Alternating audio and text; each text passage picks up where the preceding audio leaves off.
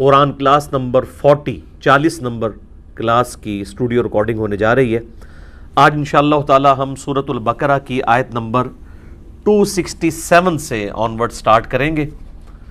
پچھلی دفعہ جو مضمون سٹارٹ ہوا تھا انفاق فی سبیل اللہ کے حوالے سے، یعنی اللہ تعالیٰ کی راہ میں خرچ کرنے کی کیا فضیلت ہے اور اس سے ریلیٹڈ کیا احکام و مسائل ہیں، اس پہ میں نے عرض کیا تھا کہ قرآن حکیم میں سب سے لینتھی پورشن اور ڈیٹیلڈ پورشن یہی ہے۔ آلموسٹ 21 آیات ہیں، 3 رکوعوں پہ مشتمل۔ کچھ حصہ اس کا ہم نے کور کر لیا تھا، کچھ انشاءاللہ آج کور ہو جائے گا۔ اعوذ باللہ من الشیطان الرجیم، بسم اللہ الرحمن الرحیم۔ یا ایہا الذین آمنوا انفقوا من طیبات ما کسبتم، اے اہل ایمان خرچ کرو ان عمدہ چیزوں میں سے، پاکیزہ چیزوں میں سے جو تم نے کمائی ہے۔ تو یہ پہلی قید تو لگا دی کہ وہ چیز پاکیزہ ہونی چاہیے، حرام کا مال نہیں۔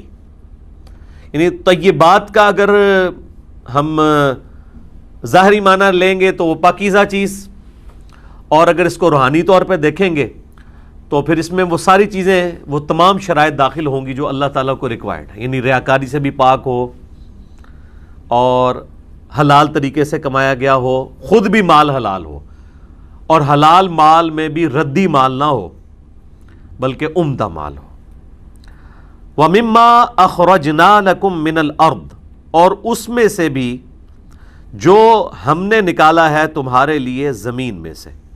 یعنی ایک تو وہ مال ہے جو آپ کے پاس کنز کی شکل میں، چاہے وہ کرنسی کی شکل میں ہے، سونے کی شکل میں، چاندی کی شکل میں، اس کا آپ نے 40واں حصہ یا اسے 2.5% کہہ لیں، وہ زکوٰۃ کے طور پہ آپ نے دینا ہی دینا ہے سال میں ایک دفعہ۔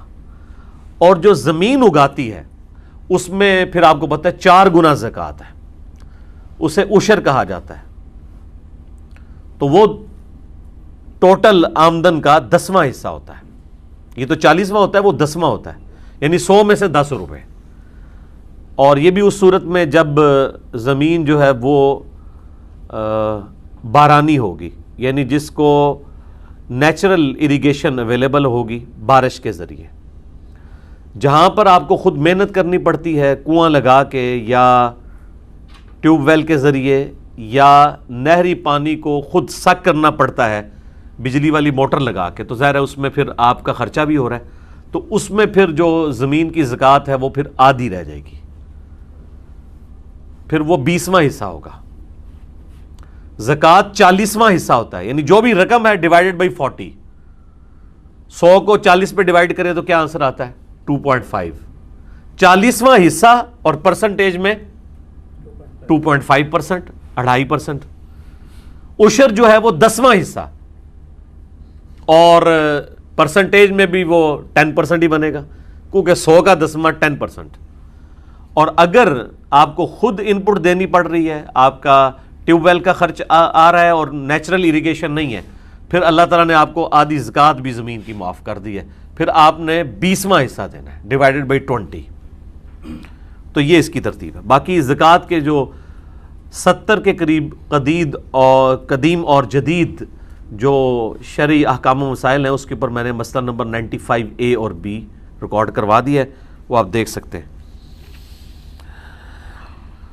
وَلَا تَيَمَّمُوا الْخَبِيثَ مِنْهُ تُنْفِقُونَ وَلَسْتُمْ بِآخِذِيهِ، یہ بہت زبردست بات آ رہی ہے۔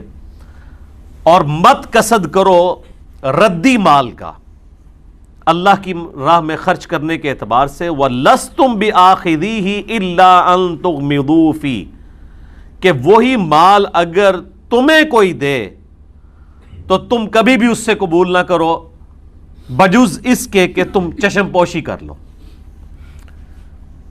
تو اللہ تعالیٰ بھی چشم پوشی کرتا ہے، گناہوں پہ پردہ رکھنے والا ہے، لیکن اللہ تبارک و تعالیٰ کی ریکوائرمنٹ یہ نہیں کہ اس کو ردی مال دیا جائے۔ جیسے گھر میں کوئی بالکل چیز بیکار ہوگی ہے تو اب وہ اللہ کی راہ میں خرچ کرنی ہے۔ اچھا، اس کا یہ بھی مطلب نہیں ہے کہ اگر گھر میں کوئی چیز ردی ہوگی ہے تو اب اسے اٹھا کے کوڑے کے ڈھیر پہ پھینک دیا جائے تو ضائع ہو جائے گا۔ ویسے آج کل تو وہ بھی ضائع نہیں ہوتا، میں نے دیکھا ہے کہ لوگ تلاش میں ہوتے ہیں ایسے جو بیچارے غریب لوگ ہیں, تو وہ اس کی چھان پھٹک کر کے اگر وہ استعمال کی چیز ہو تو رکھ لیتے ہیں, لیکن بہرحال اس سے تو بہتر ہے کسی کو دے دی جائے. یہ کہا جا رہا ہے کہ اگر کوئی شخص افورڈ کر سکتا ہے تو وہ کیوں ردی مال اللہ کی بارگاہ میں دیتا ہے, اچھا مال دے. اور یہ میں نے دیکھا اسٹیٹ آف مائنڈ ہوتی ہے. ایک آپ نے ذہنی طور پہ ایک فیصلہ کرنا ہے, اور یہ کوئی مشکل کام نہیں ہے.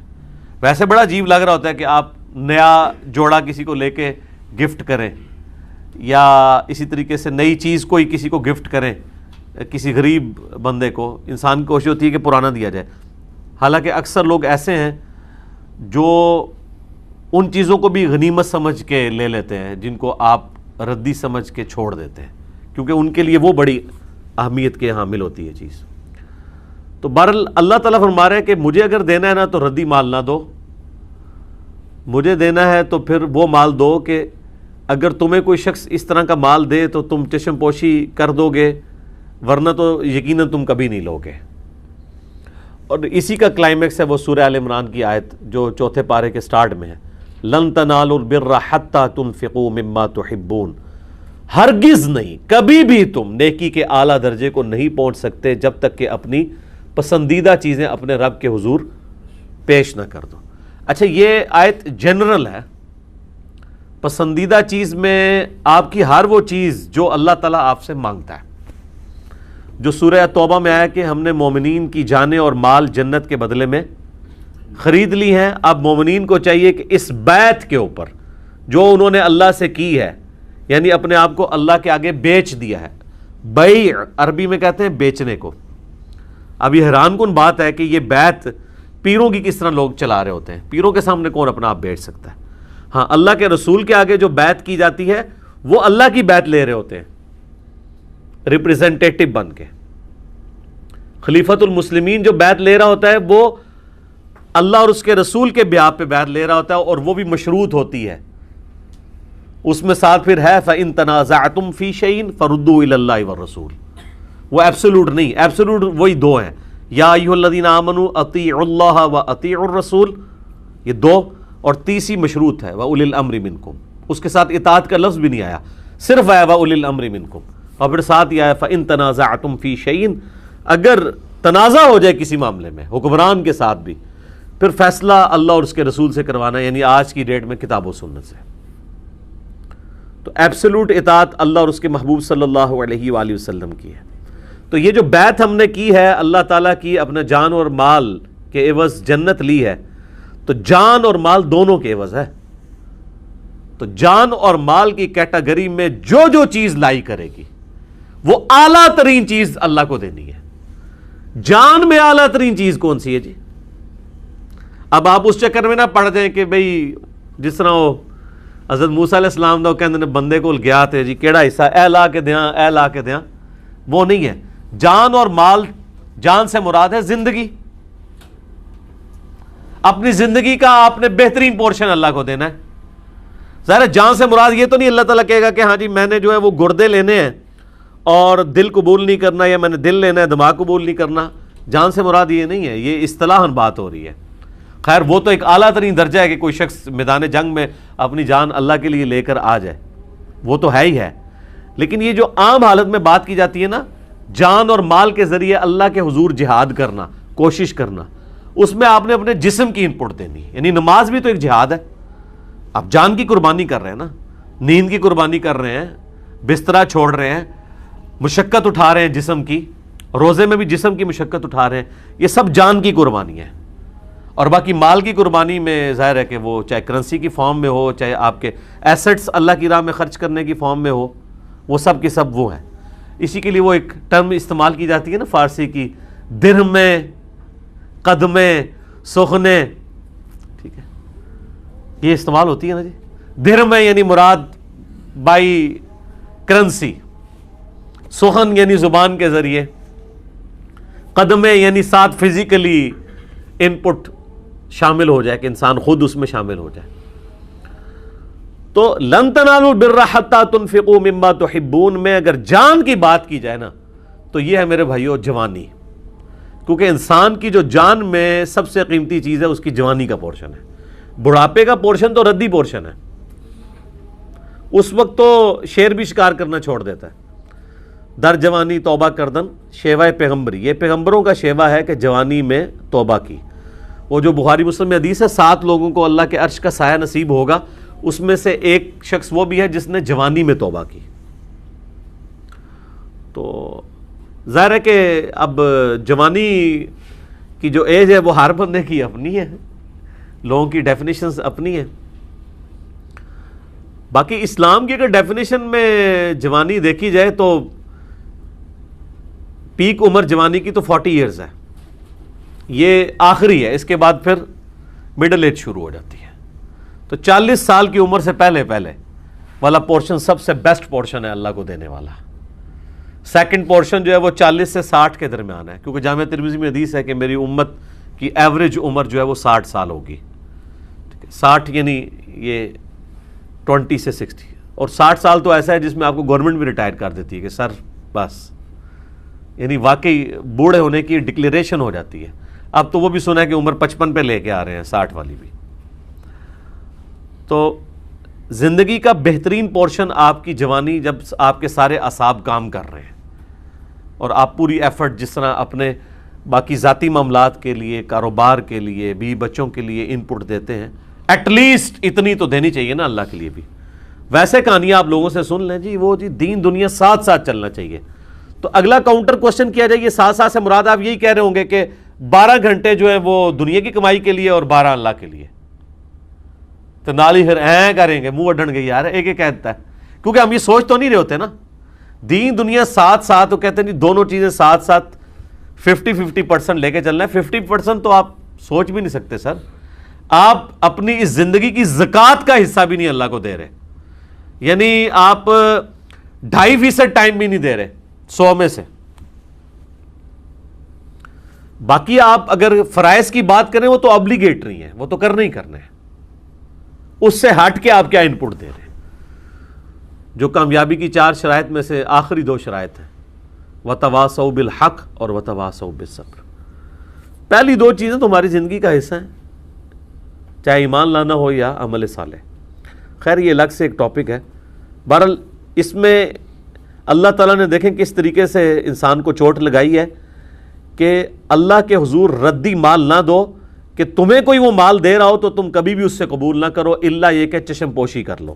وَاعْلَمُوا، اور خوب جان لو، ان اللہ غنی حمید، اللہ تعالیٰ تو غنی ہے، بے پرواہ ہے اور حمید ہے، یعنی ایسی حمد والا ہے کہ جو اپنی ذات کے اندر خود ستودہ صفات ہے، اس کی کوئی تعریف کرے یا نہ کرے، اس کی ذات خود حمد کے لائق ہے، یعنی وہ محتاج نہیں کسی کی حمد بیان کرنے کی. تو یہ بڑی انٹلیکچوئل اللہ تعالیٰ کی صفات بیان ہوئی ہیں یہاں پہ. غنی اس لیے کہہ دیا کہ بار بار یہ جو توجہ دلائی جا رہی ہے کہ اللہ کی راہ میں خرچ کرو، تو اس کا یہ مطلب نہیں کہ اللہ غریب ہے اور تم امیر ہو، نہیں، تمہیں بھی جو دیا وہ اللہ نے دیا ہوا ہے، لہٰذا اللہ تعالیٰ کو کوئی پرواہ نہیں ہے. اور حمید کہ اللہ تعالیٰ کسی کی حمد کا بھی محتاج نہیں ہے، وہ خود اپنی ذات میں ستودہ صفات ہے. سبحان اللہ وبحمدہ عدد خلقہ ورضا نفسہ وزنۃ عرشہ ومداد کلماتہ، آمین. اب اللہ کی راہ میں جو مال خرچ کرنے میں سب سے بڑی ہرڈل ہے اس کو ایڈریس کیا جا رہا ہے.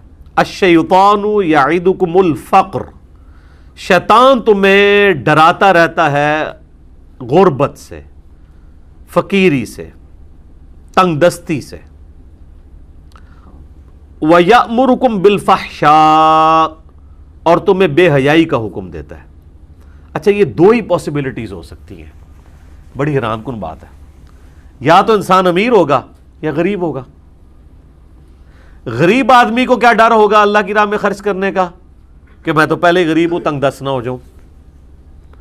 اور امیر آدمی کو شیطان کیا ڈر چلائے گا، یہ تنگ دستی والا تو کرے ہی کرے گا، لیکن جو بہت امیر ہے وہ تو اس سے بھی نہیں ڈر رہا ہوگا، اس کو وہ بے حیائی کے کاموں میں لگا دے گا. آپ دیکھتے ہیں جتنے امیر لوگ ہیں جو زیادہ امیر ہیں الا ماشاء اللہ، وہ بے حیائی کے اندر مبتلا ہو جاتے ہیں. تو 2 ہی پاسبلٹیز ہیں، یا تو مال کم ہونے کا خدشہ دلاتا رہے گا اور اگر مال کم ہونے کا خدشہ نہیں نہ دلائے گا تو مال تو آپ خرچ کر رہے ہوں گے اللہ کی راہ میں، لیکن ساتھ ہی ساتھ آپ بے حیائی میں مبتلا ہوں گے، جس کی نمائندہ مثال یہ طوائفیں ہیں، اللہ کی راہ میں خرچ بھی بہت کرتی ہیں، کسی مہینے میں 11ویں بھی مس نہیں کرتی، محرم کی بھی کوئی نیاز مس نہیں کرتی، اور دوسری طرف بے حیائی والا معاملہ بھی ہے۔ آپ کے دیندار طبقے میں بھی آپ دیکھیں گے کتنے لوگ ہیں وہ اللہ کی راہ میں خرچ بھی کر رہے ہوں گے، اور جب کوئی ڈانس پارٹی آئے گی یا کوئی اس طرح کی ایکٹیویٹیز آئیں گی وہاں بھی پھر آپ دیکھیں گے وہ کیسے خرچ کریں گے، تو بے حیائی والا معاملہ بھی ساتھ میں چل رہا ہوگا۔ تو اللہ تعالیٰ نے یہ دونوں دروازے بند کر دیے، ایک تو تنگ دستی کا خوف نہیں کھانا، اور دوسرا مال کو بے حیائی میں نہیں لگانا۔ اچھا، ہمیں بتایا گیا جی اللہ تعالیٰ تو بس چھوٹی سی بات پہ ہی راضی ہو جاتا ہے، مجھے تو قرآن میں کہیں نہیں نظر آیا کہ اللہ تعالیٰ چھوٹی سی بات پہ راضی ہوتا ہے، اس نے تو قدغن ہی اتنی لگائی ہوئی ہے۔ سر عام ایک ذہین آدمی اس کی آپ ریکوائرمنٹس نہیں پوری کر سکتے، اور اللہ جو ذہین بھی ہے اور شرک کے بارے میں سینسٹیو بھی ہے، ذرا سی ریاکاری کو بھی پسند نہیں کرتا، تو اس کی قدغن پھر اسی طریقے سے ہوگی۔ مسند احمد میں حدیث ہے، جس نے دکھلاوے کے لیے روزہ رکھا اس نے شرک کیا، جس نے دکھلاوے کے لیے صدقہ کیا اس نے بھی شرک کیا، اور جس نے دکھلاوے کے لیے نماز پڑھی اس نے بھی شرک کیا۔ اچھا، نماز پڑھنے میں کوئی شرک کیسے ہو سکتا ہے؟ سب سے بڑی توحید کی علامت ہی نماز ہے، جس میں آپ نہ صرف اللہ کی حمد بیان کرتے ہیں بلکہ پوسچرز بھی بناتے ہیں۔ ہم کیوں کہتے ہیں کہ نماز کے لیے پرے کا لفظ نہیں بولنا چاہیے؟ یہ ورشپ ہے، نماز پرے نہیں ہے۔ یہ پرے کی ٹرم جو ہے وہ کرسچن سے آئی ہے، کیونکہ وہ خالی دعائیں کر رہے ہوتے ہیں۔ مسلمان تو ورشپ کرتے ہیں، اپنے ہر پوسچر میں پرے بھی پیرلل میں کر رہے ہوتے ہیں، اور اپنے اعضاء کو اللہ تعالیٰ کے سامنے پریزنٹ کر رہے ہوتے ہیں، کبھی قیام کی شکل میں، کبھی رکوع کی شکل میں، کبھی یوں ارسال الیدین کی شکل میں قومے میں، کبھی سجدے میں، کبھی دو سجدے کے درمیان بیٹھ کے یا تشہد میں بیٹھ کے۔ یہ تمام پوسچرز میں بیٹھنا جو ہے یہ بھی عبادت کی ڈیمونسٹریشن ہے، اور اس کے اندر جو پڑھنا ہے وہ پڑھنے والا پورشن پرے ہے۔ نماز پوری پرے نہیں ہے، پرے نماز کا ایک جز ہے، باقی جو آپ پوسچر بنا رہے ہیں وہ تو ورشپ ہے، عبادت ہے۔ تو نماز کے اندر شرک کیسے آ گیا جی؟ جس نے دکھلاوے کے لیے نماز پڑھی اس نے شرک کیا۔ اس سے آپ اللہ تعالیٰ کی سینسٹیوٹی کا لیول کا اندازہ کر سکتے ہیں۔ نماز جو خالصتاً آپ اللہ کے لیے پڑھ رہے ہیں، پڑھنے کے دوران بھی آپ کو یہ گمان بھی نہیں ہے کہ آپ غیر اللہ کے سامنے جھکے ہوئے ہیں، اللہ اس کو پھر بھی شرک کہہ رہا ہے اگر ریاکاری کے لیے کر رہے ہیں۔ حتیٰ کہ سنن ابن ماجہ میں حدیث ہے کہ جس شخص نے نماز کا سجدہ اس طرح لمبا کیا کہ اس نے، مسند احمد میں بھی یہ حدیث کہ اس کو کوئی دیکھ رہا تھا اور اس کی وجہ سے اس نے نماز کو تھوڑا طول دے دیا، تو یہ بھی شرک میں شمار ہو جائے گا۔ تو اللہ تعالیٰ خالص مال کو قبول کرتا ہے۔ اتنی قدغن لگائی ہوئی ہے۔ شیطان تمہیں ڈر دلاتا ہے تنگ دستی کا، اور تمہیں حکم دیتا ہے کہ بے حیائی کے کام کرو۔ اب اس کے اگینسٹ اللہ تعالیٰ نے اس کے اپوزٹ اپنی دو کوالٹیز گنوائی ہیں۔ شیطان کی دو نٹوریس چیزیں کیا تھیں؟ تنگ دستی کا خوف اور بے حیائی کا حکم۔ اس کے اپوزٹ اللہ تعالیٰ ہمارا واللہ یعیدکم مغفرۃ منہ وفضلا، جبکہ اللہ تعالیٰ تم سے وعدہ کرتا ہے اپنی مغفرت کا اور اپنے فضل کا۔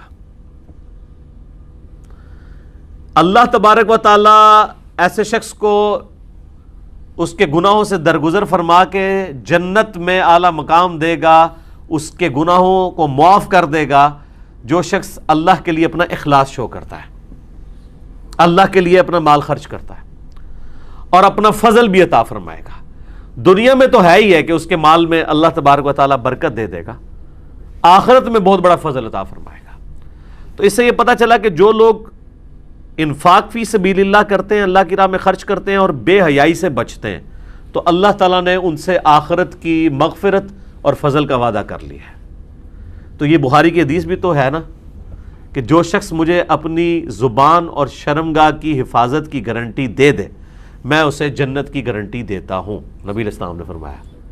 تو یہ دیکھ لیں، اس کی جڑ قرآن میں بھی ہے کہ اللہ تعالیٰ بے حیائی کے اگینسٹ کہہ رہا ہے کہ جو بے حیائی سے بچ جائے گا نا تو میں مغفرت اس کی کر دوں گا، اور جو تنگ دستی کا جو ڈر رکھ کے اس ڈر کو اوور کم کر کے اللہ کی راہ میں خرچ کر لے گا میں اسے اپنے فضل کی بشارت دیتا ہوں۔ اللہم انی اسألک من فضلک ورحمتک، آمین۔ واللہ واسع علیم، اللہ تعالیٰ وسعت والا ہے، علم والا ہے، یعنی اللہ تبارک و تعالیٰ کی اتنی وسعت ہے کہ وہ سب کو بھی نوازے، کوئی فرق نہیں پڑتا، اور علم والا ہے اور اسے یہ پتہ بھی ہے کہ کون اس قابل ہے کہ اسے نوازا جائے آخرت کے اندر۔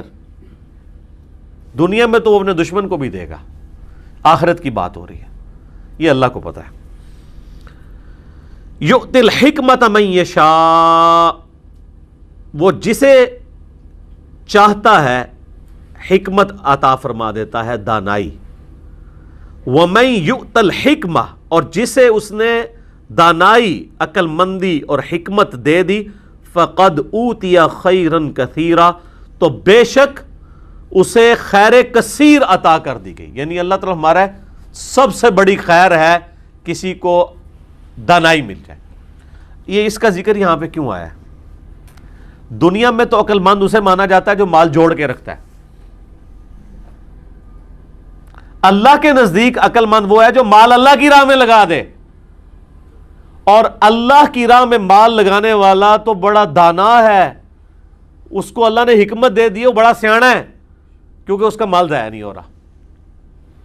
دنیا کا کرائٹیریا مال کے سیونگ کا اور ہے، اللہ کے نزدیک اور ہے۔ بخاری مسلم میں دونوں میں حدیث ہے، نبی علیہ السلام نے فرمایا کہ انسان کہتا ہے میرا مال میرا مال میرا مال، حالانکہ تیرا مال تو وہ ہے جو تو نے کھا کر ختم کر دیا یا پہن کر بوسیدہ کر دیا یا اللہ کی راہ میں خرچ کر کے قیامت کے دن کے لیے محفوظ کر لیا، باقی جو بچ گیا وہ تیرے ورثاء کا مال ہے۔ تو نبی علیہ السلام نے فرمایا تمہارے 3 مال ہیں، اچھا ان 3 میں سے بھی 2 ضائع ہو چکے دنیا میں، پہن کے اور کھا کے۔ اب پہننے میں گھر کا شیلٹر بھی شامل ہے، کیونکہ مرنے کے بعد وہ گھر بھی تو ورثاء کو ملنا ہے، آپ نے قبر میں تو ساتھ نہیں لے کے جانا۔ جو آپ کے ساتھ جانا ہے مال وہ ہے جو آپ نے اپنی زندگی میں اپنے ہاتھوں سے خرچ کر کے آخرت کے لیے محفوظ کر لیا، اور وہی مسلم شریف میں حدیث ہے کہ مردے کو 3 اعمال کا ثواب ملتا ہے، اس میں سے ایک عمل صدقہ جاریہ جو اپنی زندگی میں اس نے کر لیا، دوسرا علم کی بات اگر کسی کو سکھائی تھی وہ بھی اس نے خود کیا ہے، وہ بھی اسے ثواب ملنا، اور تیسرا نیک اولاد جو اس کے لیے دعا کرتی ہے۔ اور پھر بخاری مسلم کی وہ حدیث کہ انسان کے 3 دوست ہیں جو جن میں سے 2 قبر سے باہر رہ جاتے ہیں اور ایک ہی قبر میں ساتھ جاتا ہے، اس کے رشتہ دار اور مال باہر رہ جاتا ہے اور اعمال ساتھ جاتے ہیں، اور اعمال میں آپ کے سارے اعمال ساتھ جائیں گے، آپ کے وہ والا مال بھی آپ کا ساتھ جا رہا ہے جو آپ نے اللہ کے لیے خرچ کر لیا، جو نہیں کیا تھا وہ پیچھے رہ گیا۔ تو اللہ تعالیٰ ہمارے عقل مند تو وہ ہے نا، اصل میں یہ اس کو جوڑا اس کے ساتھ گیا ہے کہ عقل مند وہ ہے جو اللہ کی راہ میں خرچ کر کے ہمیشہ کے لیے محفوظ کر لیتا ہے، جسے حکمت وہ چاہتا ہے عطا فرماتا ہے، اور جسے حکمت دی گئی اسے خیر کثیر دی گئی۔ وما یذکر الا اولو الالباب، اور نصیحت تو نہیں قبول کرتے مگر عقل مند لوگ۔ تو یہاں اللہ تعالیٰ نے عقل مندوں کی نشانی بھی بتا دی ہے کہ جو اللہ کی دھمکی سے ڈر جائیں، اس کے پیغمبروں کی دعوت کو قبول کر لیں، وہ عقل مند لوگ ہیں۔ وما انفقتم من نفقۃ او نذرتم من نذر، اور جو کچھ بھی تم مال خرچ کرتے ہو اللہ کی راہ میں یا جو منت مانتے ہو، تو یقیناً فإن اللہ یعلمہ، یقیناً اللہ تعالیٰ اس کو جانتا ہے۔ وما للظالمین من انصار، اور ظالموں کا کوئی مددگار نہیں ہوگا، یعنی اللہ تعالیٰ کو پتہ ہے تم نے اخلاص کے ساتھ کیا یا نہیں کیا، ایون چھپا کے بھی کیا تو ٹینشن نہیں لینی کہ اللہ کو کیسے پتہ چلے گا، اللہ کو ہر چیز کا پتہ ہے۔ تو یہ عقل مندی کا تقاضا بھی یہی ہے، سمجھداری کا تقاضا بھی یہی ہے کہ انسان اپنے مال کو ہمیشہ کے لیے محفوظ کر لے اللہ کی راہ میں خرچ کر کے، لیکن اس میں ایگزیجریشن بھی نہیں ہونی چاہیے، یہ بھی ذرا ذہن میں رکھیے گا۔ بعض لوگ سب کچھ ہی لٹا کے چلے جاتے ہیں، تو نبی علیہ السلام نے اس سے بھی منع فرمایا ہے۔ بخاری مسلم دونوں میں حدیث ہے، سعد ابن ابی وقاص کہتے ہیں کہ فتح مکہ کے موقع پر میں اتنا بیمار ہوا کہ مجھے لگا کہ اب میں نہیں بچوں گا. اب فتح مکہ ہو رہی ہے 8 ہجری میں، اور سعد ابن ابی وقاص وہ صحابی ہیں جو سب سے آخر میں فوت ہوئے ہیں بدری صحابہ میں سے 56 ہجری میں. آخری بدری صحابی جو فوت ہونے والے ہیں وہ سعد ابن ابی وقاص ہیں. تو 8 ہجری میں وہ کہتے ہیں میں اتنا بیمار ہوا کہ مجھے یقین ہوگا کہ میں نہیں بچوں گا. تو حضور علیہ السلام میری عیادت کے لیے آئے، تو میں نے کہا یا رسول اللہ میری تو ایک ہی بچی ہے، تو میں چاہ رہا ہوں کہ میں اپنا مال اللہ کی راہ میں خرچ کرتا ہوں، تو کیا میں 2/3 مال اللہ کی راہ میں خرچ کر دوں؟ تو آپ نے اجازت نہیں دی. پھر ان کا یا رسول اللہ میں آدھا مال اللہ کی راہ میں خرچ کر دیتا ہوں. آپ علیہ السلام نے اس کی اجازت بھی نہیں دی. پھر بڑی مشکل سے 1/3 مال کی اجازت آپ نے دی، اور پھر آپ نے فرمایا کیا تم یہ چاہتے ہو کہ تمہاری اولاد مرنے کے بعد لوگوں سے مانگتی پھرے؟ اس سے بہتر ہے کہ تم ان کے لیے چھوڑ کے مرو. یہ ایک ڈیٹم لائن ہے حدیث میں کہ 1/3 سے زیادہ مال کوئی شخص اپنی جائیداد کا اپنی زندگی میں کسی کے لیے ہبہ وصیت نہیں کر سکتا. 1/3 2/3 مال اسے چھوڑ کے مرنا ہوگا، اور یہ 1/3 بھی ایز اے لاسٹ ریزارٹ ہے. بعض لوگ یہ کرتے ہیں کہ وہ جناب آدھی سے زیادہ جائیداد ہی اللہ کی راہ میں دے دیتے ہیں، کہتے ہیں جی اللہ نے دیے اتنا ہوا تو میں خرچ کر دوں، اپنے ہاتھوں خرچ کر جاؤں. یعنی ان کو یہ امید نہیں ہوتی کہ ہماری اولاد پیچھے سے یہ کرے گی، تو اولاد کی ایسی تربیت کرے نا کہ اولاد بھی اللہ کے کاموں میں لگائے اس کے. تو بہرحال چونکہ اسلام میں مال و دولت کا مالک اللہ ہے، لہٰذا اللہ نے آپ کو اجازت نہیں دی ہے کہ آپ اللہ کے مال کو 1/3 سے زیادہ مال آپ وصیت کر سکیں کسی. اور وصیت غیر وارث کے لیے ہوگی.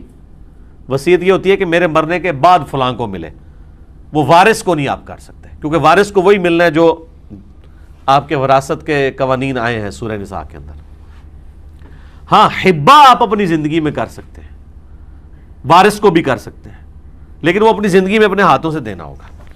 لیکن اپنی زندگی میں وراثت آپ تقسیم نہیں کر سکتے، کیونکہ یہ تو پتہ ہی نہیں پہلے کس نے مرنا ہے. یہ تو سعد ابن ابی وقاص کو نہیں پتا انہوں نے مر جانا ہے کہ نہیں مرنا، تو آپ کو کیسے پتہ ہے؟ مرنے کے بعد وراثت تقسیم ہوتی ہے. اکثر لوگ کہتے ہیں جی میں اپنے ہتھے ہی دے جاواں، پچھو لڑتے رہن گے. لڑنا انہوں نے پھر بھی ہے پچھو، بے فکر وہ ہتھی دے بھی جاؤ پھر بھی لڑن گے، کیونکہ ذرا سا اونچ نیچ ہوگی نہ تو انہوں نے کہنا ہے پیو نو پٹو پا لیا سی، اے نکے والے نے اے وڈے والے نے. لڑنا انہوں نے ہے جے، یہ ذہن چ رکھنا. اللہ یہ کہ جس کو خوف خدا ہوگا وہ تو معاملہ الگ ہے.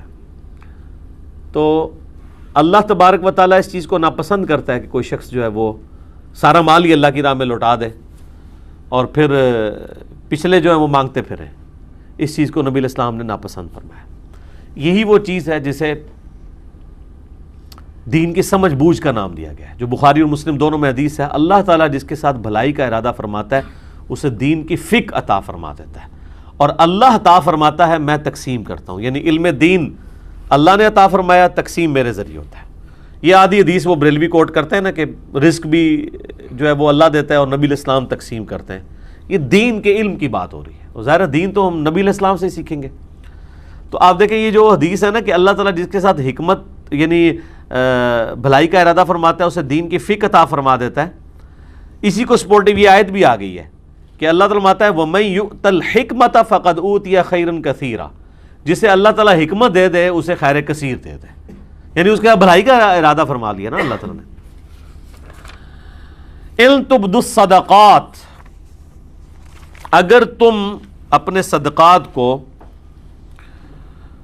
ظاہر کرتے ہو، فَنِعِمَّ مَا هِيَ، تو یہ بہت اچھی بات ہے.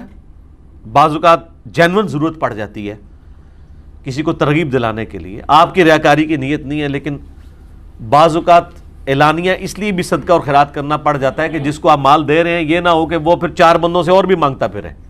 تو بعض اوقات 3-4 بندوں کی موجودگی میں مال دے دیا جاتا ہے تاکہ یہ نہ ہو کہ مطلب یہ وہ ایک ہی مسجد کا جس طرح بل ہوتا ہے وہ 50 بندوں سے وہ جمع کر رہے ہوتے ہیں.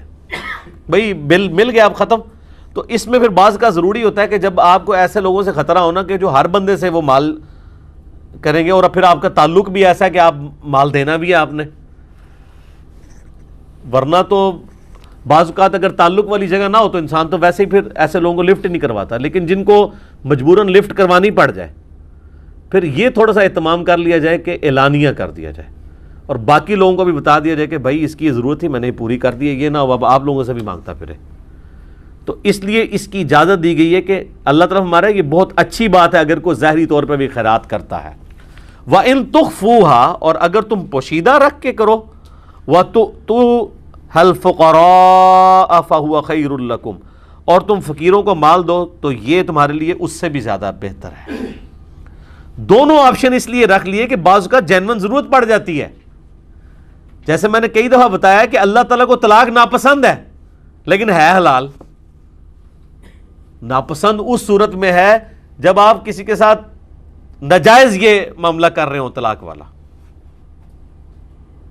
یا چھوٹی سی بات جس پہ طلاق نہیں بنتی تھی آپ اس ایکسٹریم پہ چلے گئے، لیکن جہاں پہ معاملات بگڑ جائیں وہاں تو طلاق ہی سلوشن ہے، جس طرح کہ آپریشن کرنا بعض اوقات سلوشن ہوتا ہے ایک بڑی کاز کے لیے۔ یہاں پہ وہ بھی حدیث یاد کر لیں، بخاری و مسلم جو دونوں میں حدیث ہے، ہم نے علادہ سے ویسے اب کلپ بھی اس کا اپلوڈ ہو چکا ہے، 7 لوگ جنہیں عرش کا سایہ نصیب ہوگا، اس میں سے ایک یہ بھی تھا کہ وہ دائیں ہاتھ سے صدقہ کرے اور بائیں کو خبر نہ ہو، یعنی چھپا کے صدقہ کرنا۔ لیکن چھپا کے صدقہ کرنے کے ساتھ اللہ نے اعلانیہ صدقہ کرنے کی بھی اجازت دے دی ہے، اور یہ اللہ کی بڑی مہربانی ہے کہ اجازت دے دی ہے، ورنہ تو ہر وقت یہ خدشہ لگا رہتا کہ جو بھی تھوڑا سا اعلانیہ کر رہا ہے تو وہ ریاکاری کی نظر ہی ہو گیا۔ اب جو اعلانیہ کر رہے ہیں نا اس کے جو دل والا معاملہ ہے نا وہ اللہ کے سپرد ہے، وہ آپ نے نہیں کسی کو کہنا کہ یہ ریاکاری کر رہا ہے، وہ اس نے خود اپنے اوپر چیک لگانا ہے کہ میں ریاکاری کے لیے کر رہا ہوں یا اللہ کی رضا کے لیے کر رہا ہوں۔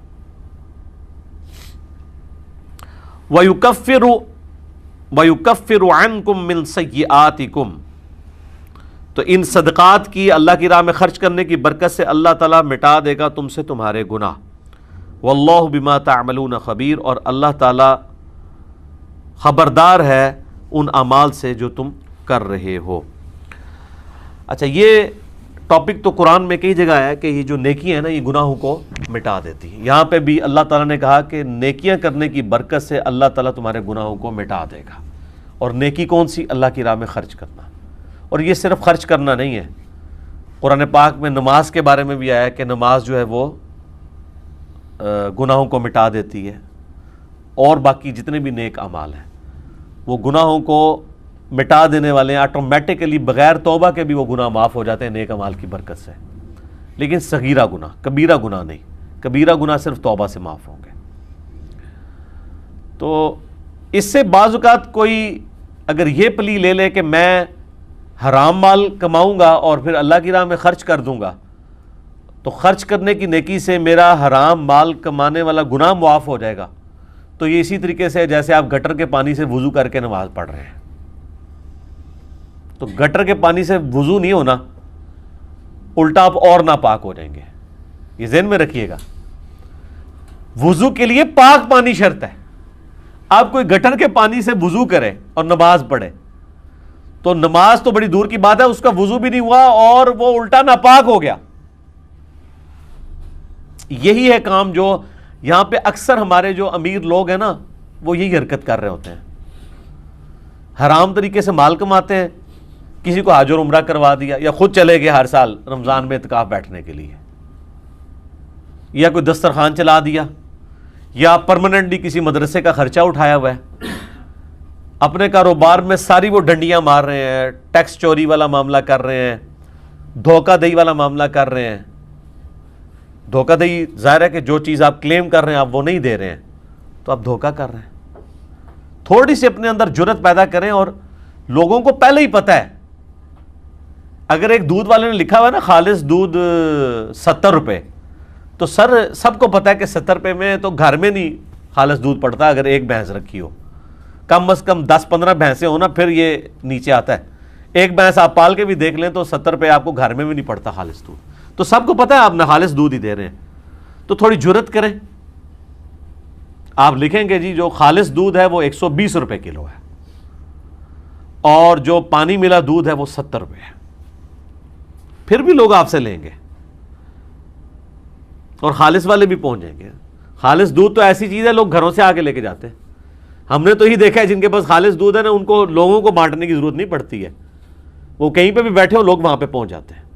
تو یہ ایک سچائی کی طاقت ہوتی ہے، اس لیے انسان کو اس حوالے سے دیکھنا چاہیے کہ اپنے اندر اخلاقی جرأت رکھنی چاہیے، جو مال جس طرح کا ہے وہ اس طریقے سے پریزنٹ کریں، لوگوں کو ویسے بھی پتہ ہے، اس چیز کا خدشہ نہ کریں کہ لوگ آپ سے نہیں لیں گے، لوگوں نے لے کے جانا ہے، ان کو کھل کے بتائیں کہ جناب یہ ہے، اور اگر آپ سمجھتے ہیں اس سے بہتر آپ کو کہیں سے مل رہا ہے تو آپ وہاں سے لے لیں، میں نے تو جو صحیح بات تھی وہ آپ کو بتا دی ہے۔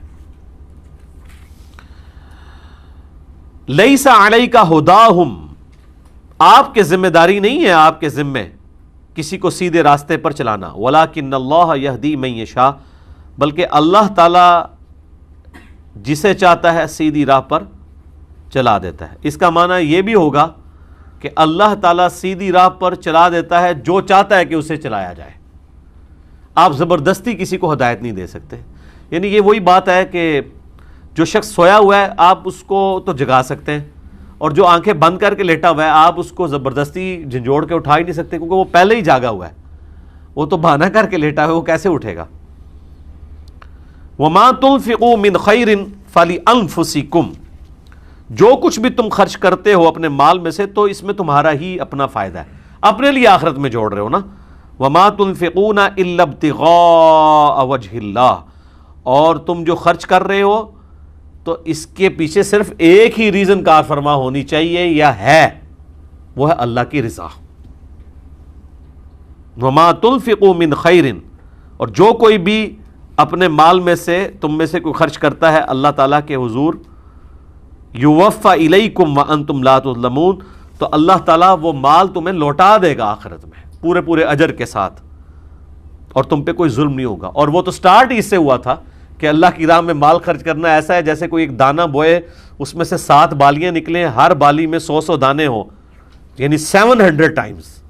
یہ جو قرآن حکیم کی آیات سٹارٹ ہوئی تھی، جو ہم نے انفاق فی سبیل اللہ کا آغاز کیا تھا آیت نمبر 261 سے، مسلسل یہ اب 21 آیات ہیں، 261 سے لے کے 281 تک، 700 گنا، اور پھر اس میں اللہ نے بس نہیں کی بلکہ پھر فرمایا کہ جس کے لیے چاہے گا اس سے بھی بڑھا دے گا۔ سر دنیا میں کوئی کاروبار یہ پروفٹ دے سکتا ہے کہ 1 روپے لگا کے آپ کو 700 روپے مل رہے ہیں؟ ہم تو کہتے ہیں لاکھ کے پیچھے 1000 روپیہ، اور اللہ تعالیٰ فرما رہا ہے لاکھ کے پیچھے 700 لاکھ۔ یہ اللہ تعالیٰ کے حضور ہی ہو سکتا ہے۔ اب جناب کریٹیکل ایک آیت آ رہی ہے، اسی کے اوپر انشاءاللہ ہم کنکلوڈ بھی کر دیں گے آج کی گفتگو کو۔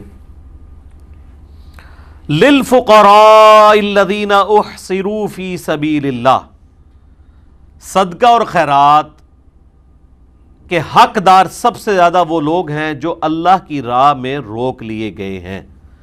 لا يستطيعون ضربا في الارض، انہیں اتنی فرصت ہی نہیں کہ زمین میں چل پھر کے اپنی روزی کما سکیں۔ یہ اللہ کی راہ میں روک لیے گئے ہیں۔ آپ کے تو دماغ میں آ رہا ہوگا کہ وہ کہیں جہاد کرنے گئے تھے تو کافروں نے قید کر لیا، نہیں، یہاں یہ مراد نہیں ہے۔ ساتھ جو لفظ ہے وہ اس پہ غور کریں کہ ان کے پاس اتنا ٹائم ہی نہیں کہ وہ اپنا رزق کما سکیں، اللہ کی راہ میں روک لیے گئے ہیں۔ اس سے مراد اسپیسیفکلی اصحاب صفہ تھے، جو اللہ کی راہ میں مسجد نبوی میں روک لیے گئے تھے۔ وہ پورا دن حضور علیہ السلام سے تعلیم حاصل کرتے تھے۔ 155 اصحاب تھے وہ، جن میں حضرت ابو ہریرہ اور ابو درداء بھی شامل ہیں رضی اللہ عنہما۔ تو اب وہ بخاری مسلم دونوں میں یہ حدیث بھی ہے۔ سیدنا ابو ہریرہ کہتے ہیں کہ میرے ساتھی کہتے ہیں کہ ابو ہریرہ اتنی حدیثیں بیان کرتا ہے، ہم لوگ تو وہ اتنی حدیثیں بیان نہیں کرتے۔ تو انہوں نے پھر اپنی جسٹیفیکیشن دی ہے کہ میرے جو باقی ساتھی ہیں ان کو تو دن کے وقت محنت اور مزدوری سے فرصت نہیں ملتی، اور میں پورا دن حضور کے ساتھ ہوتا ہوں، آپ سے سوال کرتا ہوں، آپ مجھے بتاتے رہتے ہیں، تو میں حضور سے وہ باتیں یاد رکھ لیتا ہوں۔ تو یہ جینون چیز ہے کہ جو بندہ ٹیچر کے ساتھ ہر وقت اٹیچ رہے گا، اس کا جو نالج کا لیول ہے باقی لوگوں سے زیادہ ہوگا۔ تو اللہ تعالیٰ ہمارا سب سے زیادہ تمہارے صدقات کے حقدار وہ لوگ ہیں جنہوں نے اپنی زندگی دین کے لیے وقف کر دی ہے. تو یہی آیت ہے جس کی پلی لے کے آپ کے مدرسے اور یہ سارا سسٹم چل رہا ہے. ہم ان چیزوں کے خلاف نہیں ہیں.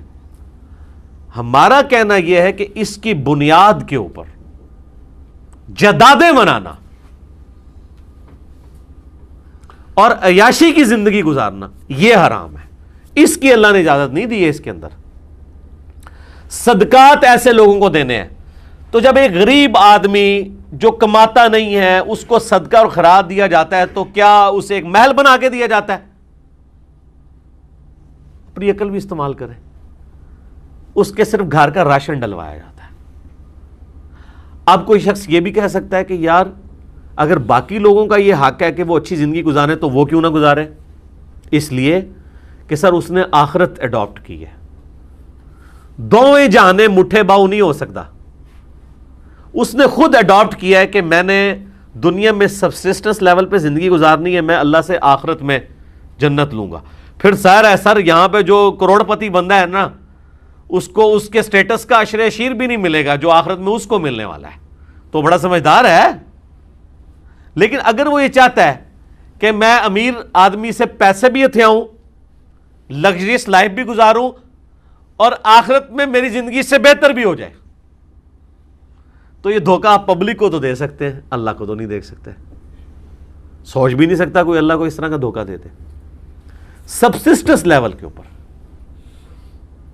صحیح بخاری میں آتا ہے خلفائے راشدین کا بھی جو وظیفہ تھا نا ایک عام مہاجر جتنا تھا. یہاں پہ لوگ مثالیں دیتے ہیں نا جی خلفائے راشدین کی بھی تنخواہ جو ہے وہ بیت المال سے جاتی تھی. نبی الاسلام بھی اپنے گھر کا سارا خرچہ جو ہے بیت المال سے کرتے تھے. اور انجینئر صاحب کہتے ہیں جی میں جی اپنی خاطر دین سے 1 روپیہ کمانے کو بھی حرام سمجھتا ہوں. تو یہ تو مطلب کیا حرام کا فتویٰ خلفائے راشدین پہ لگا رہے ہیں؟ نعوذ باللہ, ایسا نہیں ہے. میں نے کہا تھا کہ دین بیچ کر اپنے لیے کسی پہ فتویٰ نہیں. اور دوسرا اگر کوئی شخص دین سے کھا بھی رہا ہے نا, اس کو میں نے ہمیشہ پروموٹ کیا ہے کہ یہ جائز ہے, لیکن سبسسٹنس لیول کے اوپر. ہمارے اس پلیٹ فارم سے میں نے پوری ویڈیوز ریکارڈ کروائی تھی کہ جو لوگ دین کے لیے وقف ہوئے میں ہیں, اللہ کے لیے دین کا کام کر رہے ہیں, آپ کی رسپانسبلٹی ہے کہ ان کو آپ فائنینشلی سپورٹ کریں. بائی نیم میں نے ڈاکٹر ذاکر نائک کا, ڈاکٹر اسرار کا, ان سب لوگوں کے نام لیے تھے. یہ حقدار ہیں کہ آپ ان کو سپورٹ کریں. ڈاکٹر اسرار صاحب تو آپ فوت ہو چکے, لیکن ظاہر ہے انہوں نے جب زندگی وقف کی ہے تو پھر ان کا سورس آف انکم تو اسی طریقے سے تھا. ابھی بھی ان کے جو آپ آفیسز میں چلے جائیں جتنے لوگ کام کر رہے ہیں ان کی تنخواہیں سرکاری پے اسکیل کے اوپر ہیں.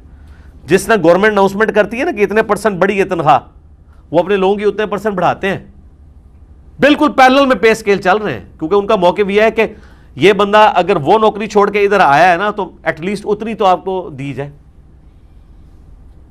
اور جو لوگ جاوید احمد غامدی صاحب کے پاس کام کر رہے ہیں نا ان کی تنخواہیں تو آپ سوچ بھی نہیں سکتے کتنی ہیں. وہ میرے بھائی 80s 90s میں 50,000 1 لاکھ روپے تنخواہیں دیتے رہے, جب لاکھ روپے دیکھا بھی کسی نے نہیں ہوتا تھا. ان کا موقف یہ تھا کہ یہ انٹلیکچوئلز لوگ ہیں, یہ اتنے ذہین ہیں کہ اگر یہ اپنی یہ ساری ذہانت دنیاوی طور پہ لگائیں تو اس سے زیادہ کما سکتے ہیں, تو اگر میں ان کو دین میں یوز کر رہا ہوں تو میں ان کو وہ دوں گا. بہرحال اسلام یہ کہتا ہے سبسسٹنس لیول پہ آپ لیں گے, جو دین کے لیے وقف ہے وہ دین سے کھا سکتا ہے. امام مسجد کی تنخواہ نماز پڑھانے کی نہیں, دین کے لیے وقف ہونے کی. اگر نماز پڑھا کے بھاگ جاتا ہے اس کے 1 روپیہ تنخواہ نہیں ہونی چاہیے, کیونکہ نماز تو اس نے خود بھی پڑھنی تھی.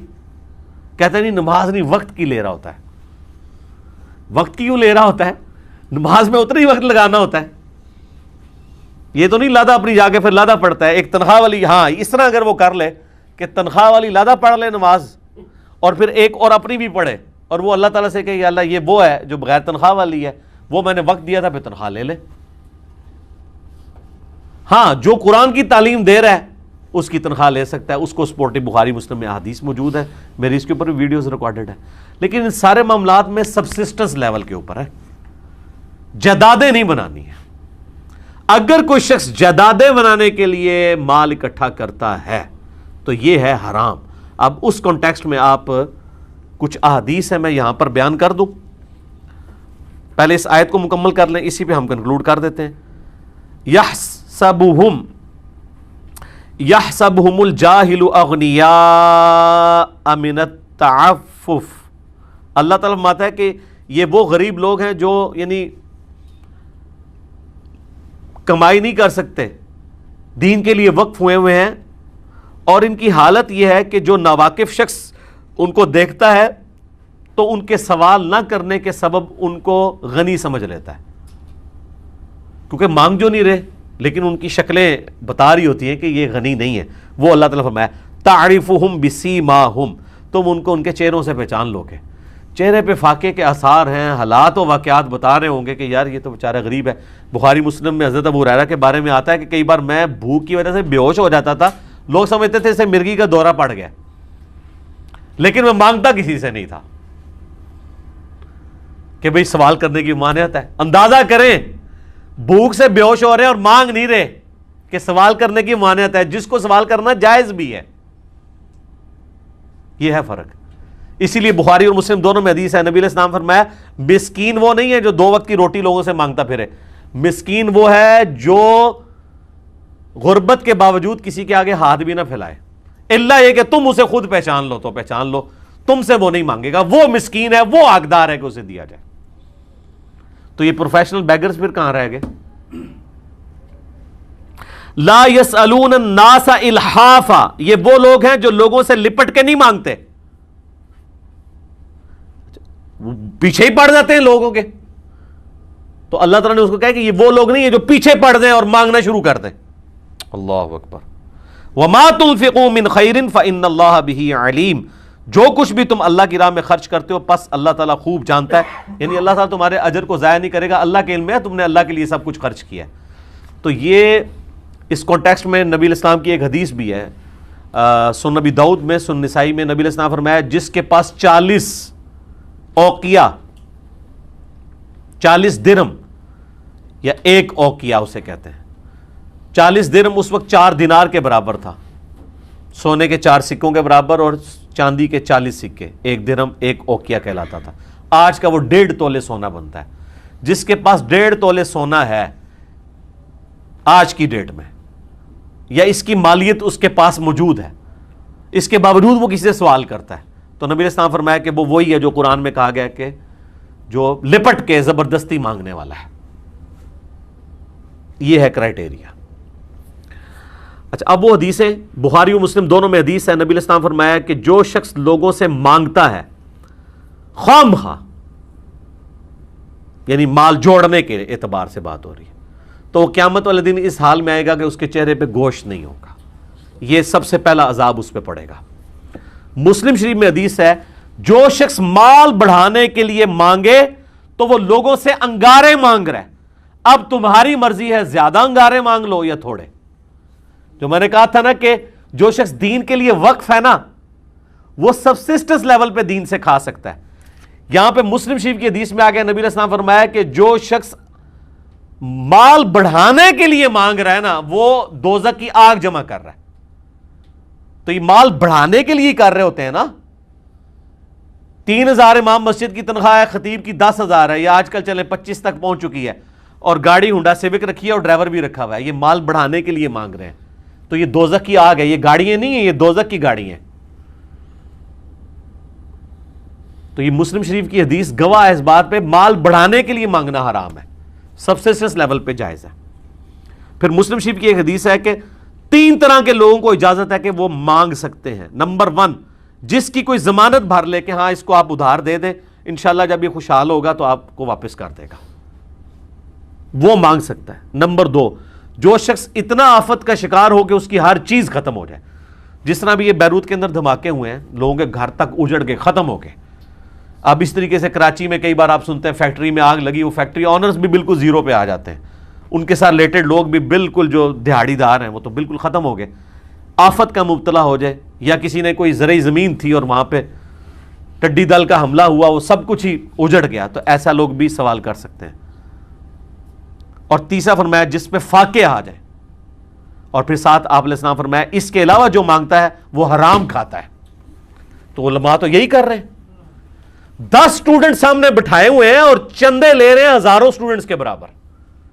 کوئی اکاؤنٹیبلٹی ان کی کر سکتا ہے کہ سر یہ 10 اسٹوڈنٹ ہیں, آپ مہینے کا چندہ ذرا دکھائیں کتنا لیا آپ نے. اور کئی تو وہ جو جمعے کے بعد یہ لوگ بیٹھ کے لوگوں سے لے رہے ہوتے ہیں نا, اس کا تو حساب کوئی نیب بھی نہیں کر سکتی, وہ تو کہیں ریٹرن میں بھی نہیں ہوتا. جو لوگ مٹھی میں ہزار کے نوٹ پکڑا رہے ہوتے ہیں 500 کے, وہ کہیں پہ ریٹرن میں بھی نہیں ہے, وہ چندہ بک میں بھی نہیں جا رہے, جس کو کمیٹی بھی کاؤنٹر ویریفائی نہیں کر سکتی. اللہ کر رہا ہے تو اڈی ایسی تیسی پھر جانی انشاءاللہ تعالی. میں بھی نال ہی ہو کے کراواں گا انشاءاللہ. صحیح بخاری میں ایک حدیث ہے, نبی علیہ السلام نے فرمایا کسی سے سوال کرنے سے بہتر ہے کہ انسان اپنے پشت کے اوپر لکڑیوں کا گٹھا اٹھا لے, کاٹ کے نا جنگل سے, اور جا کے بیچے. یہ بہتر ہے اس سے کہ لوگوں سے مانگتا پھرے. اور آخری حدیث جو میں نے پچھلی دفعہ بیان کی تھی ابو داؤد اور ابن ماجہ میں, کہ ایک غریب شخص حضور علیہ السلام کے پاس آتا ہے اور آپ صلی اللہ علیہ وآلہ وسلم سے کہتا ہے میری کوئی مدد کریں, میں غریب ہوں. آپ فرماتے ہیں کہ تیرے گھر کوئی چیز ہے؟ وہ کہتا ہے جی ایک صرف چٹائی ہے میرے پاس, وہ ہم اوڑھتے بھی ہیں, نیچے بچھاتے بھی ہیں, اور ایک صرف چاندی کا پیالہ ہے. آپ فرماتے ہیں وہ چاندی کا پیالہ لیا, چاندی کا نہیں بلکہ پیالے کے الفاظ ہیں. وہ پیالہ لے آتا ہے, آپ صلی اللہ علیہ وآلہ وسلم کہتے ہیں کون ہے جو یہ پیالہ خرید لے؟ ایک شخص کہتا ہے میں ایک چاندی کے درہم کے عوض خریدتا ہوں. آپ فرماتے ہیں اس سے زیادہ. اب اس کی قیمت تو نہیں تھی, حضور کو وہ سپورٹ. دوسرے نے کہا میں 2, آپ نے اس کو دے دیا. اور پھر آپ نے کہا کہ جاؤ ایک درہم سے اپنے گھر میں کھانا ڈلواؤ. یہ وہ واقعہ جو آپ بچپن میں 3ری 4تھی کلاس میں اردو کی کتاب میں پڑھتے رہے ہیں, یہ حدیث ہے ابو داؤد کی. ایک جو ہے وہ درہم سے گھر میں کھانا ڈلواؤ, اور ایک درہم سے جا کے نا کلہاڑا لے کے آؤ. اور پھر آپ علیہ السلام نے اپنے مبارک ہاتھوں سے اسے اس میں دستی بھی ڈال کے دی, اور آپ نے فرمایا کہ یہ لے جاؤ کلہاڑا, جنگل میں جا کے لکڑیاں کاٹ کے بیچو, اور 15 دن مجھے اپنی شکل نہیں دکھانی. یہ الفاظ ہیں, کیونکہ یہاں تو لوگ کہتے ہیں میں آج ہی جناب امیر بن جاؤں راتوں رات. کاروبار بھی شروع کرتے ہیں تو کہتے ہیں میں آج ہی کروڑ پتی ہو جاؤں. آپ میں 15 دن من بوتھی بھی نہیں دکھانی اپنی. 15 دن کے بعد وہ آیا تو 10 درہم ہوئے تھے اس کے پاس, وہ لکڑیاں بیچ کے. تو اس نے گھر والوں کو کپڑے بھی لے کے دیے. پھر نبی علیہ السلام نے اس وقت اسے سمجھایا, آپ نے فرمایا یہ اس سے بہتر تھا کہ تو لوگوں سے مانگتا پھرتا, یہ اس سے بہتر تھا جو میں نے تیرے ساتھ کیا. اور پھر آپ علیہ السلام نے اس موقع پہ فرمایا کہ جو شخص دنیا میں لوگوں سے سوال کرتا ہے قیامت والے دن اس کا چہرہ سیاہ ہوگا, سوائے اس شخص کے کہ جو بالکل محتاج ہے, یہ بہت زیادہ مقروض ہے, یا دیت اتارنے کے لیے, یعنی اس سے غلطی سے قتل ہو گیا, قتل خطا, اور وہ اس کی دیت آپ کو پتا ہے 100 اونٹ ہے آج کا, 1.5 کروڑ روپیہ, اب وہ نہیں اتار سکتا. تو پھر اس کی آپ کو مدد کریں کہ چلیں, اس کے سوا وہ سوال بھی نہیں کر سکتا. ٹھیک ہو گیا جی. اللہ تعالیٰ سے دعا ہے جو حق بات میں نے کہی اللہ تعالیٰ ہمارے دلوں میں راسخ فرمائے. اگر جذبات میں میرے منہ سے کوئی غلط بات نکل گئی تو اللہ تعالیٰ ہمارے دلوں سے ہی معاف کر دے. ہمیں کتاب و سنت کی تعلیمات پر عمل کر کے دوسرے بھائیوں تک پہنچانے کی توفیق عطا فرمائے. سبحانک اللہم و بحمدک, اشہد ان لا الہ الا انت, استغفرک و اتوب الیک, وما علینا الا البلاغ المبین. جزاکم اللہ خیرا.